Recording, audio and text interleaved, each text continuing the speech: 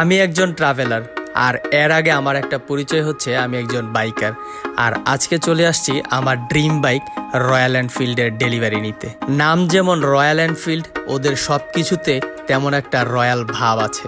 এবং রয়্যাল এনফিল্ডের ঢাকার তেজগাঁয়ের এই শোরুমে ঢোকার সাথে সাথেই সেই রয়্যাল ভাবটা চলে আসে। রয়্যাল এনফিল্ডের 4টা বাইক ডেলিভারি দেওয়া হচ্ছে: ক্লাসিক 350, বুলেট 350, ম্যাটেওর 350 আর হান্টার 350।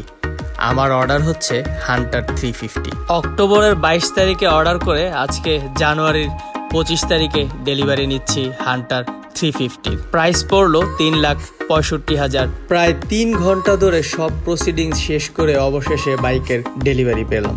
ডুয়েল চ্যানেল ABS বাইকটা এক কথায় জোস।